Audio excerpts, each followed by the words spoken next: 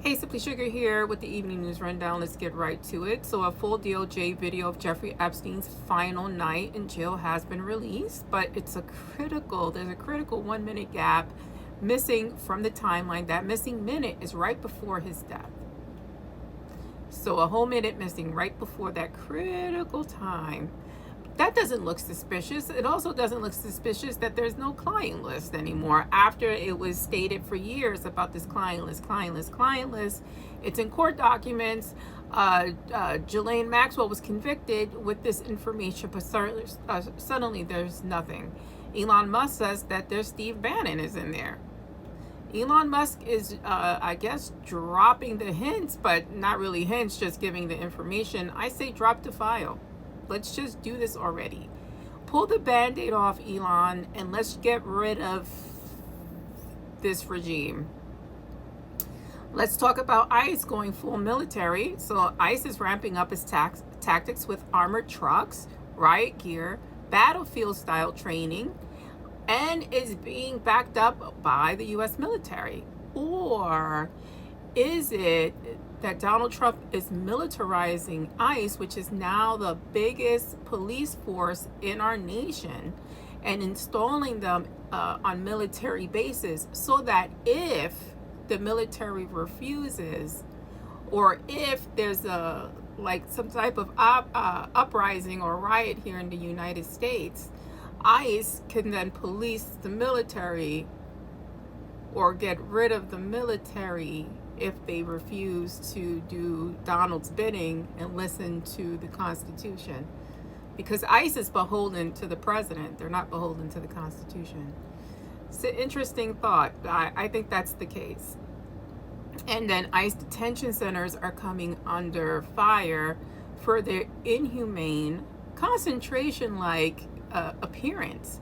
So much so that you have Tom Homan complaining that he doesn't like this Nazi comparison. But let's see. What's the same here?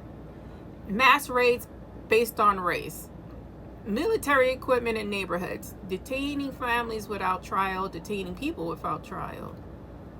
I mean, if not Nazi, then why Nazi-esque is my question. This is exactly what you're designed to be doing. And these are concentration camps. They're internment camps. Internment camps where it's reported that they don't want you reading the Bible, which I find interesting as a Hispanic, right? So Puerto Rican with mixed backgrounds, so African slave, Taino Indians.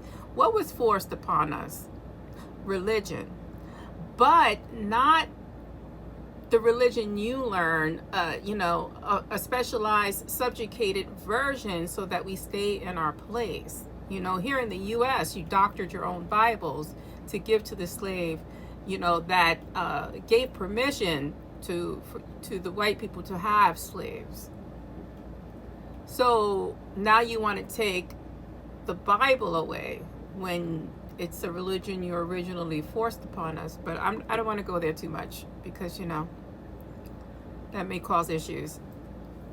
Supreme Court greenlights federal layoffs. So the Supreme Court has ruled that federal agencies can cut their workforce without congressional approval. This decision affects thousands of federal workers, especially in environmental and health sciences, right where we need them, right? Purging of critical areas that we need.